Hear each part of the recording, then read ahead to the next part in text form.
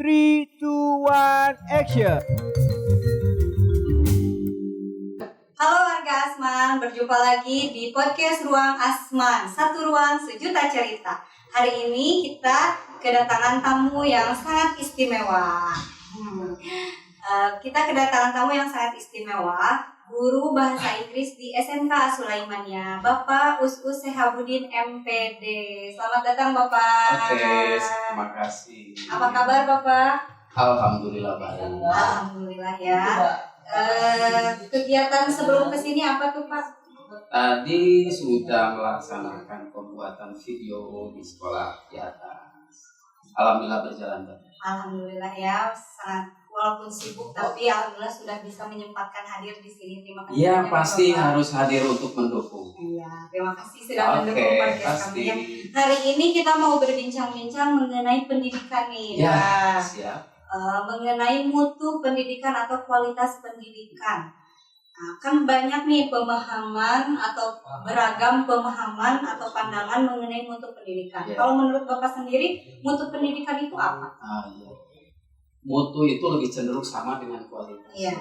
Kalau kualitas itu bisa diartikan bahwa itu bisa merubah dari sesuatu yang biasa menjadi luar biasa. Dari sesuatu yang belum terbiasa menjadi suatu budaya. Itulah mutu pendidikan. Jadi ada perubahan. Betul, Perubahan. ada perubahan yang baik, ke arah yang baik, bahkan bisa lebih baik. Ya, jadi ada peningkatan, perubahan dari yang asalnya biasa-biasa saja tadi Iya. menjadi luar biasa. Yes. Gitu ya. Itu menurut Bapak ya. Nah, Kalau menurut Google belum tentu. Masih banyak persepsi, Ya kan beragam pandangan Iya. kan ya. Nah, cara meningkatkan mutu pendidikan menurut Bapak seperti apa? Bagaimana? Pendidikannya mungkin kalau dari diri sendiri ada lembaga kan itu macam-macam. Iya. Kalau kita berbicara secara lembaga saja, diumpamakan kalau pendidikan itu seperti segitiga. Iya. Kita seperti segitiga ya. Masing-masing ketiga sudutnya itu, ketiga sisinya itu harus berdiri, maka Iya. pendidikan akan berjalan dengan baik. Apa saja sih? Pemerintah, masyarakat, kemudian siswa. Ada pemerintah, masyarakat nggak ada, siswa nggak ada, nggak apa-apa. Nggak jalan akan pendidikan. berjalan. Jadi ketiga sisi itu harus berjalan baik, maka pendidikan insya Allah akan berjalan dengan Akan baik. berjalan dengan sesuai gitu ya. Iya, Berjalan betul. Sesuai dengan yang seharusnya. Iya.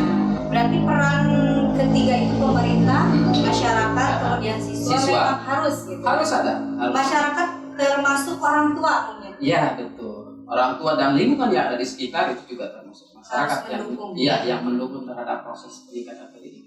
Jadi meningkatkannya kualitas pendidikan itu ada dari tiga segitiga tadi. Betul. Sisi segitiga tadi. Iya, Ya. diumpamakan seperti segitiga. Diumpamakan seperti itu.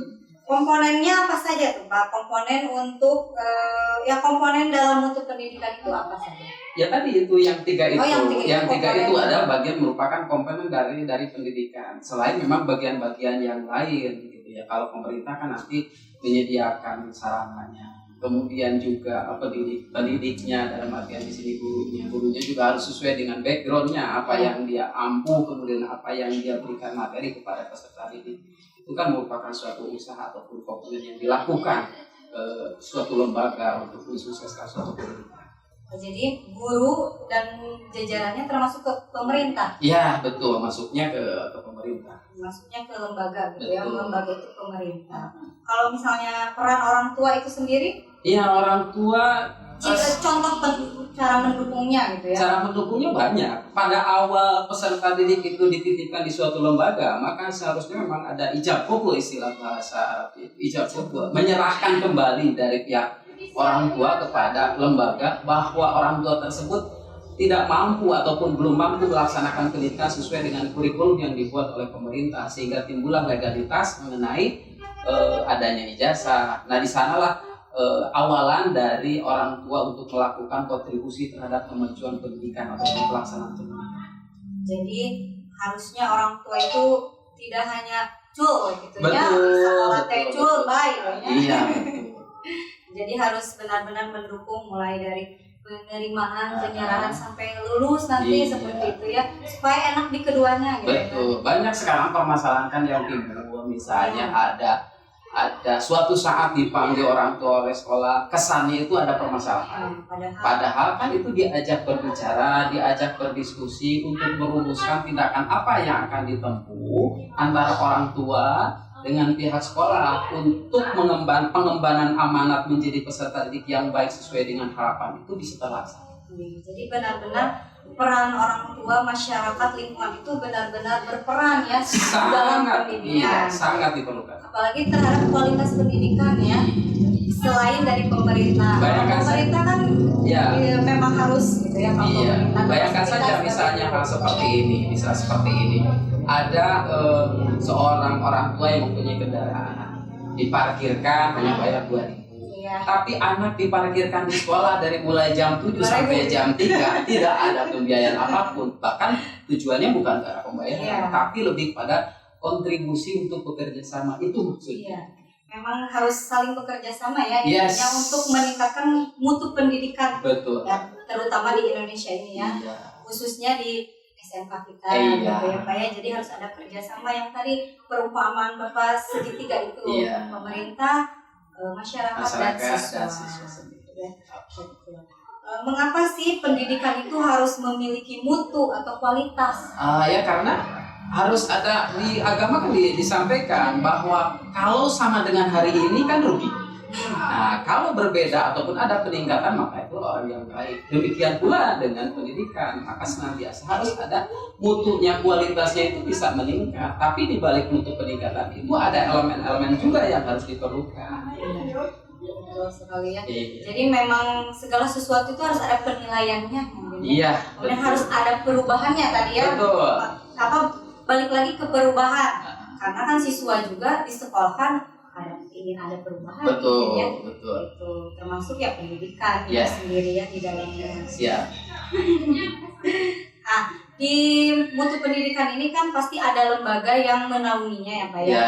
Nah, adakah lembaga yang bisa mengukur perkembangan untuk pendidikan, bukan hanya kita ya sebagai guru mengukur bahwa pendidikan di sekolah ini mah jelek, buruk atau bagus, kita tidak bisa kita ukur secara asal-asalan. Ya harus ada lembaganya. Apa tuh? Ada, itu namanya lembaga penjaminan mutu pendidikan. Di setiap daerah, di setiap provinsi itu ada yang namanya lembaga penjaminan mutu pendidikan. Setiap daerah.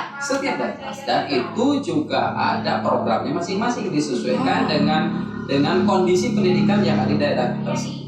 Jadi programnya mengikuti kondisi atau situasi daerah tersebut. Jadi tidak memaksakan disamaratakan, tidak ya? Iya, akan tapi ada base-nya, ada aturannya ataupun ada dasar. Jelas, betul. Dasarnya apa tuh? Misalnya di Cianjur, Cianjur yang menaunginya LPMP-nya dari Jawa Barat. Iya, LPM, Lembaga Penjaminan Mutu Pendidikan Jawa Barat yang ada di Batu Jajar di Bandung. Itu kan program banyak. Di antaranya ada dulu itu ada PAMS. PAMS itu adalah program akselerasi mutu sekolah. Kemudian ada PAM BWI. BWI itu adalah berwawasan internasional, artinya wawasan atau pola pikirnya sudah ke arah nasional, bukan lokal lagi. Gitu ya. Kemudian dilanjutkan dengan sekolah modern. Nah, kalau di dalam sekolah modern itu juga masing-masing dimasuki dengan bagian-bagian untuk melakukan suatu pendidikan itu bisa berjalan baik, tapi kearifan lokal muncul. Jadi ada maksudnya kearifan lokal daerah tersebut. Betul, diangkat kemudian dieksplor supaya muncul sehingga timbul apa? Timbul kebanggaan bahwa di daerah tersebut memiliki kebanggaan.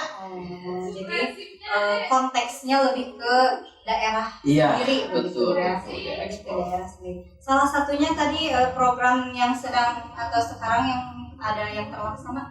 Kalau itu sudah berjalan SPMI ya, standar penjaminan mutu internal. Ada internal, ada eksternal. Pemahamannya kalau internal itu dikoreksinya ataupun dievaluasinya oleh warga sekolah tersebut. Warga sekolah tersebut. Internal ya. Internal. Kalau eksternal sudah kita mengambil kerjasama dengan pihak lain. Tapi kalau internal itu intern sendiri. Di sana sudah ada gurunya, kemudian yang dibagi-bagi nanti siapa yang akan memegang ke-8 standar ini, siapa yang akan memegang. Ada tim evaluasinya, monitoring dan lain sebagainya, itu sudah ada di sana. Kalau yang tadi yang menilai atau yang mengevaluasi adalah warga sekolah, yang dinilainya juga sekolahnya sendiri gitu. Iya, dimulai dari kasus. Kasusnya dari mana? Setiap sekolah nanti akan mempunyai raport mutu. Nah, di raport mutu itu nanti kita akan mengetahui bagian mana ke-8 standar ini yang perlu ditingkatkan. Begitu. Misalnya pada standar isi ataupun standar proses. Nah, itu dibentuk. Apa yang menjadi permasalahannya, dicari akar masalahnya apa, kemudian tindak lanjut seperti apa, kemudian siapa yang menanggulanginya, biaya yang berapa. Nah, itulah dibuat seperti itu. Jadi jelas aturannya sehingga apa yang menjadi target peningkatan mutu pendidikan bisa berjalan dengan baik. Jadi awalnya seperti siswa juga ya, rapotnya dilihat dulu. Yes, betul. Nanti kalau ada yang kurang atau yang harus ditingkatkan, baru dievaluasi, kemudian ditindaklanjuti dan diperbaiki lagi, gitu ya. Nah, ini harapan Bapak terhadap mutu pendidikan khususnya di sekolah kita. Iya, tentu saja. Untuk Indonesia. Iya, tentu saja meningkat ya, senantiasa meningkat dari tahun ke tahun. Jangankan dari tahun ke tahun, bulan-bulan juga harus meningkat. Tapi tetap base-nya itu adalah attitude-nya harus senantiasa. Itu adalah basic-nya, karena apalah gunanya kalau punya pemahaman yang tinggi, pengetahuan yang tinggi akan tetapi dan skill attitude sehingga tidak bisa diraih apa yang menjadi tujuan pemahaman pendidikan yang secara kafah bahwa manusia itu punya pemikiran ataupun punya pengetahuan pendidikan yang jadi memang attitude ya, sikap betul. itu lebih diutamakan. Ya, apalagi sekarang di kurikulum sekarang memang diutamakan sikap ya, tidak hanya untuk siswa, jadi pembelajaran juga untuk kita sebagai guru ya. Sebagai tambahan mungkin sekarang itu ada istilah guru penggerak. Iya, ada guru penggerak. Iya, ada guru penggerak, ada sekolah penggerak, ada kepala sekolah penggerak, ada pengawas. Itu program-program baru ya? Iya, program baru dari kementerian yang sekarang. Semoga dengan semua program yang dilakukan oleh pemerintah untuk pendidikan kita ini lebih meningkatkan mutu pendidikan atau kualitas pendidikan kita. Mudah-mudahan ya. Semoga segalanya tercapai dengan baik. Amin. Oke. Bapak terima kasih sudah datang di podcast kita. Mudah-mudahan apa yang kita bicarakan hari ini bermanfaat untuk warga Asman di sana. Terima kasih banyak Bapak. Sampai berjumpa lagi di podcast selanjutnya. Satu Ruang Sejuta Cerita. Bye bye. Terima kasih.